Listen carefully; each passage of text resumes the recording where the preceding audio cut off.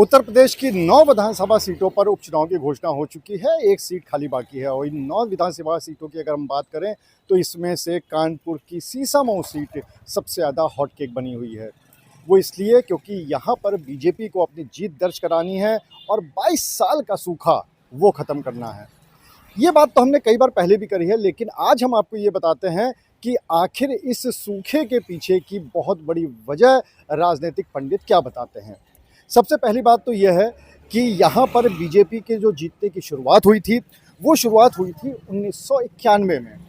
1991 में राकेश सोनकर को यहाँ पर टिकट दिया गया और राकेश सोनकर ने अच्छी खासी जीत यहाँ पर दर्ज कराई और तकरीबन वो 20-21 हज़ार से ज़्यादा के वोटों से उन्होंने यहाँ पर जीत दर्ज कराई थी। यहीं से बीजेपी का जीत का सिलसिला शुरू हो गया और फिर जब 1993 में सीसामऊ से चुनाव हुए तो यहाँ पर फिर से एक बार राकेश सोनकर को टिकट दिया। राकेश सोनकर फिर से अपनी पार्टी की उम्मीदों पर पूरी तरह खरे उतरे और इस बार उन्होंने तकरीबन 30,000 वोटों से यहाँ पर जीत दर्ज कराई।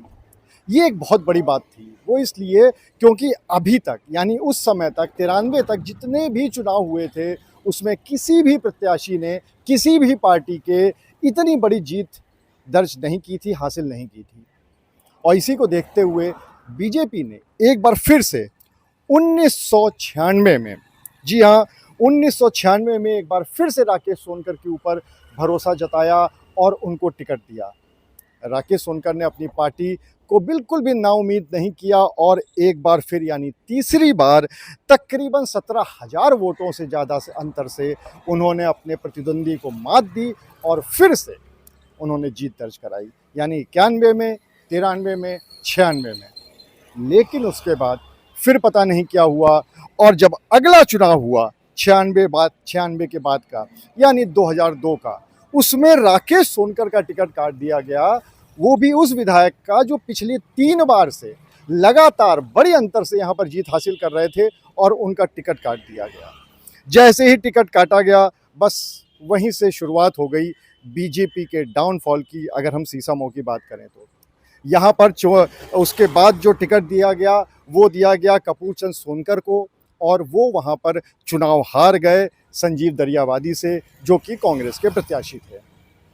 शायद उसके बाद जो अगला चुनाव था 2002 के बाद का 2007 में, वहाँ पर शायद बीजेपी को इस बात का एहसास हुआ कि उन्होंने राकेश सोनकर जो कि 3 बार के विधायक थे उनका टिकट काट के गलती करी और शायद इसीलिए वहाँ पर उन्होंने 2007 में फिर से एक बार राकेश सोनकर को टिकट दे दिया।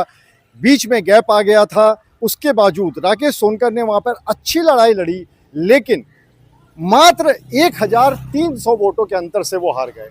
यानी जो बड़े बड़े अंतर से कपूर चंद सोनकर हारे थे उसको उन्होंने पूरा कवर कर लिया और तकरीबन जीतते जीतते रह गए। उसके बाद से राकेश सोनकर को कभी भी टिकट नहीं मिला। लगातार बीजेपी दूसरे पार्टियों को यहाँ पर अपना टिकट देती रही और लगातार यहाँ पर वो हार का सामना करती रही और 22 साल हो गए अभी तक वो जो राकेश सोनकर वाली जीत है उसको रिपीट नहीं कर पाए। और सबसे बड़ी बात आपको एक चीज़ और बता दें कि यहाँ पर इस सीट पर आज तक के इतिहास में जो सबसे बड़ी जीत एक बार नहीं कई बार दर्ज कराई वो भी राकेश सोनकर ने कराई थी।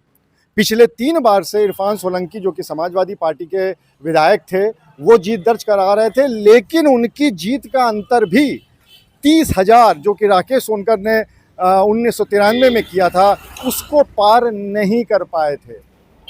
और उसके बाद दूसरा चुनाव, एक और चुनाव 20,000 से ज़्यादा अंतर और तीसरा 17,000, यानी जो अगर अंतर की बात भी करें तो भी राकेश सोनकर को मात इरफान सोलंकी भी नहीं दे पाए थे। और अगर इसके बाद एक और बात कर लें कि कहा जाता है कि 2012 में परिसीमन हुआ और परिसीमन में बहुत सारे क्षेत्र जुड़ गए और उसके बाद यहाँ पर जो चुनाव हुआ उसमें राकेश सोनकर जो कि उससे पहले सुरक्षित सीट हुआ करती थी सीसामऊ की, तो इसलिए राकेश सोनकर को टिकट देना मुफीद नहीं था। लेकिन सबसे मज़े की बात कि जब 2012 के बाद परिसीमन हुआ उसके बाद से कभी भी टिकट दिया ही नहीं गया राकेश सोनकर को।